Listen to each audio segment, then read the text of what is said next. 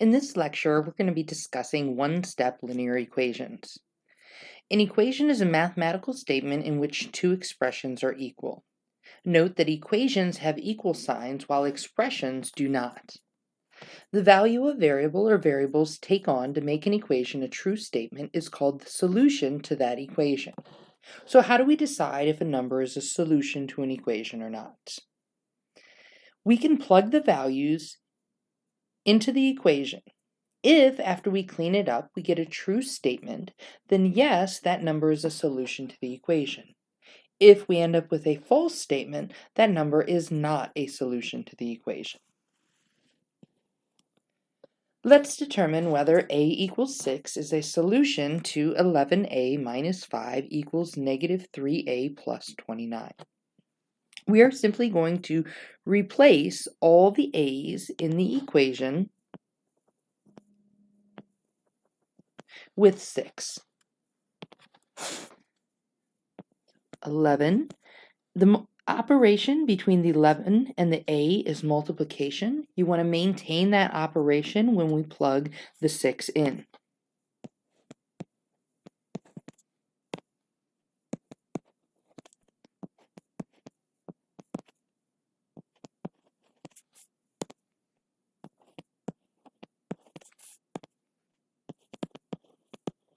We have 11 times 6 minus 5. Is that equal to negative 3 times 6 plus 29?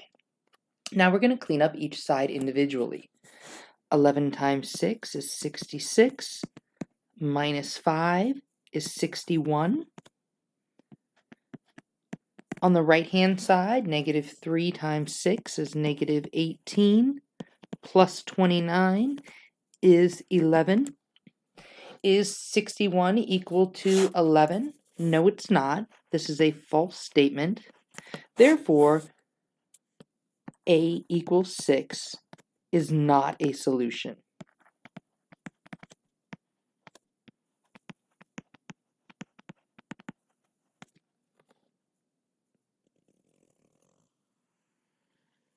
Next, we're going to look at a more complicated equation, one that we would not be solving in this course, but we can still determine whether x equal to negative 3 is a solution to negative x to the third plus 9 equals 2x squared minus 6x. We're going to start the same way. We're going to substitute negative 3 in for all the x's. Now note that negative sign on negative 3x is going to be outside of the number that we're substituting. We write negative, now here's the negative 3 for the x, to the third power plus 9 equals 2, maintaining that operation of multiplication, times the negative 3 to the second power minus 6, again, maintaining the operation of multiplication times negative 3.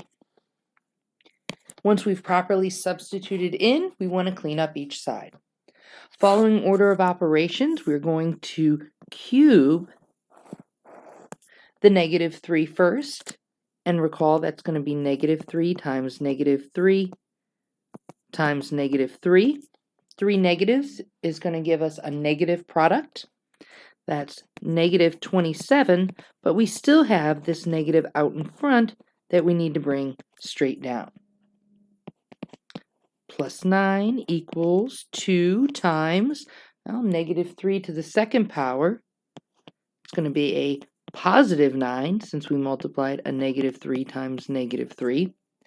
And then negative 6 times negative 3, a positive 18.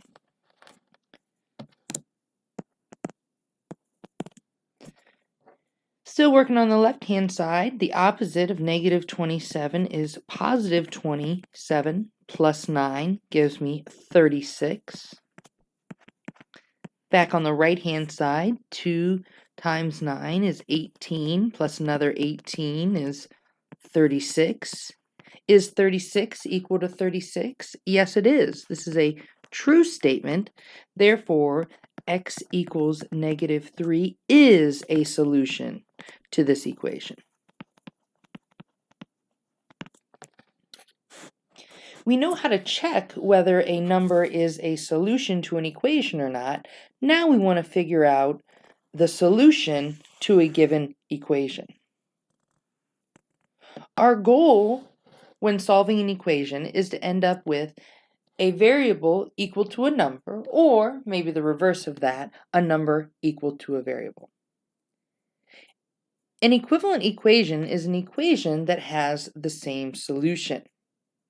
We are going to be using the addition property of equality to help us solve linear equations. The addition property of equality says that if you start with an equation a equal to b, if you add c to one side, well, then you have to add c to the opposite side to keep it equal. Let's have more of a real life example. Say that you have two stacks of money worth $30 a piece. Now it's possible that they look different. So maybe I have a 20 and two fives, and I have three tens. Each of these stacks of money equal the same amount, even though they look different. If I decide to add another $10 to this side, as it is, my stacks of money aren't the same. And that's what equals means. They're the same. So to keep it equal, I'm going to have to add that same amount to the opposite side. That's what the addition property of equality states. If you're going to add an amount to one side of the equation, you have to add that exact same amount to the opposite side of the equation in order to keep it equal. Since subtraction can be rewritten as addition, this property can be expanded to subtraction as well. So if I subtract $20 from one side of the equation, I'm going to have to do the same thing on the other side of the equation to keep my stacks of money having equal value. Basically, whatever you add or subtract to one side of the equation, you must add or subtract to the other side of the equation. Let's solve n minus 4 equals negative 48. My goal is to get a variable all by itself with a coefficient of 1 on one side of the equation and a number, a constant, on the opposite side of the equation.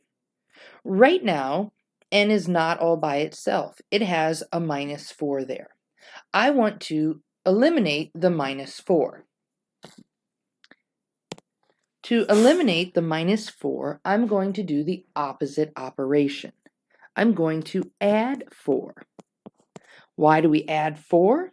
Well, if you have negative 4 plus 4, that gives us 0.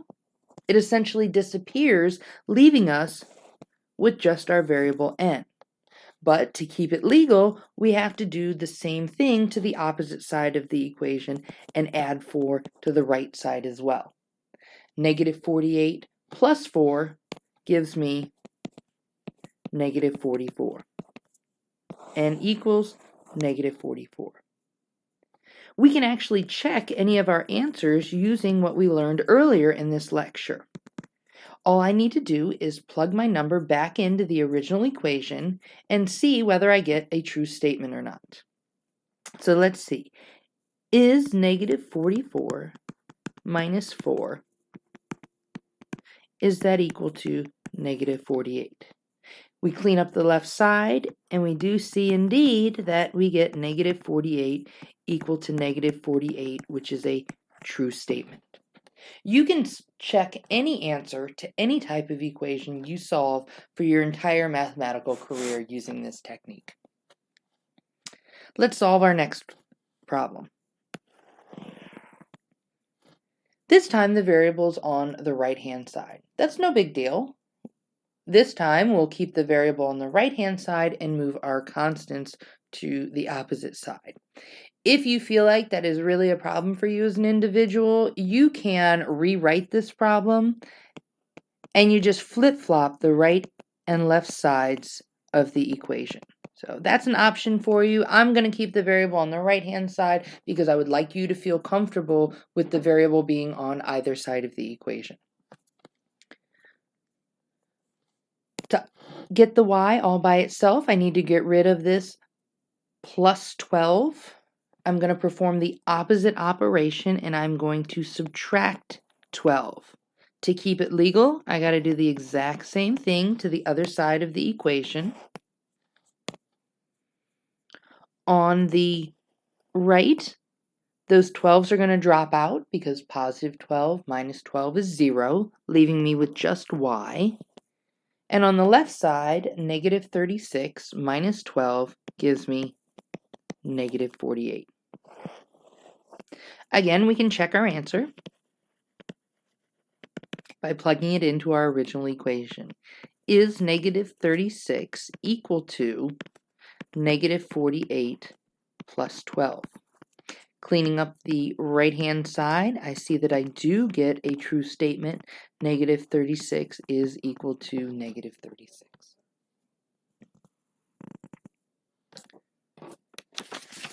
Our next example is a little bit different because we see that we have variables on both sides of our equation. But please note that I only have constant terms on one side of the equation. Since we have constant terms only on the right-hand side, that tells me that the constant needs to stay on the right and the variables, well, they need to move to the left. I want to move this entire term 16z. It is a positive 16. I'm going to do the opposite operation. I'm going to subtract 16z from both sides. 17z minus 16z leaves me with 1z. As we've discussed in earlier lectures, you can either write the 1 in front of the z or not. Z's cancel out on the right-hand side, and I'm left with just a positive 8. We end up with 1z equals 8, or simply z equals 8. There's another property that we use to help us solve linear equations, and that property is the multiplication property of equality. It's very similar to the addition property of equality. If I start with two things that are equal, I go back to my stacks of money.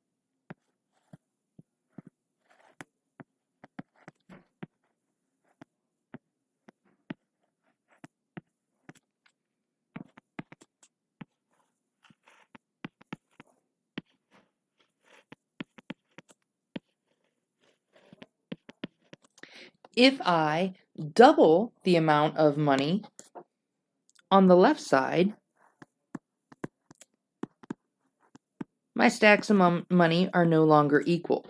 To keep their values equal, I have to do that same thing. I need to double my stacks of money on the right-hand side.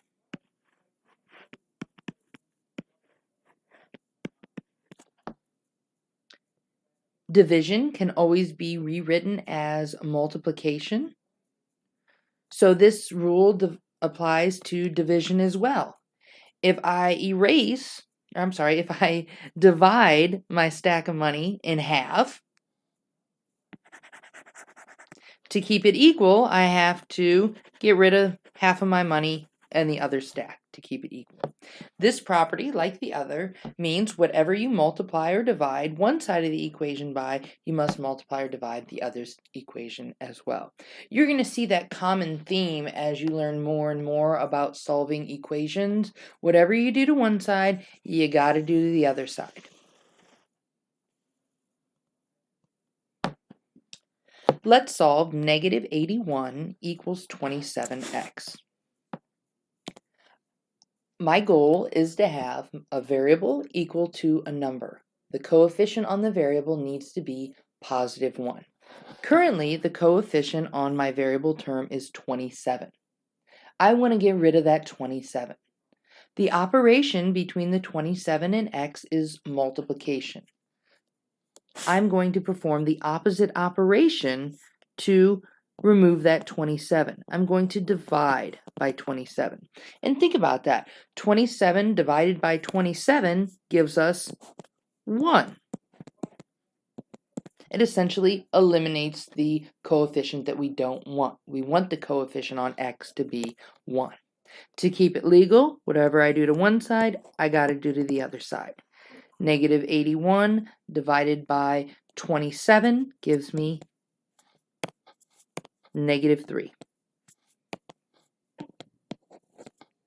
So I'm going to rewrite that a little bit cleaner. Negative 3 equals x. We can check these answers just as we did the others. We're going to simply plug our answer into our original equation. Is negative 81, is that equal to 27 times negative 3? Cleaning up the right-hand side, we see that we do get a true statement of negative 81 equal to negative 81. In our next example, c divided by negative 4 equals 7. C is not all by itself with a coefficient of 1 because we have this division of negative 4. To eliminate the division by negative 4, we're going to perform the opposite operation, and we are going to multiply by negative 4. We know when multiplying fractions that we can simplify first. We can cross-cancel any numerator with any denominator. So those negative 4s cancel out for us, leaving us with just 1c. To keep it legal, whatever we do to one side, we got to do to the other side. 7 times negative 4, negative 28. We end up with c equals negative 28.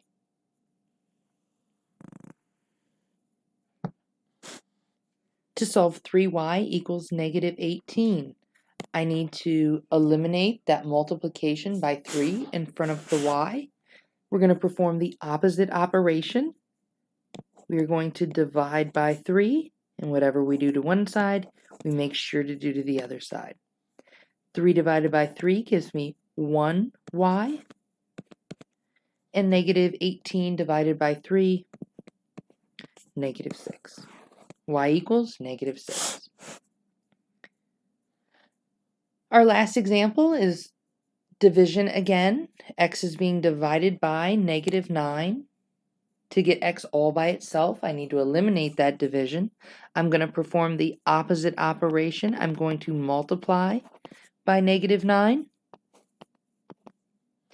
Those negative 9s are going to cancel out, leaving me with just a positive 1x on the right-hand side. To keep it legal, we got to do the exact same operation on the left-hand side. I even put that in parentheses to make sure that I actually multiply. Negative 9 times negative 5 gives me a positive 45. X equals 45. I'm going to show you how to check this one. We haven't seen one with division yet. Checking is the same way. We simply plug our answer, our solution, into our original equation and make sure that we get a true statement. So is negative 5 equal to 45 divided by negative 9? Cleaning up that right-hand side, we see that we do get a true statement of negative 5 equal to negative 5.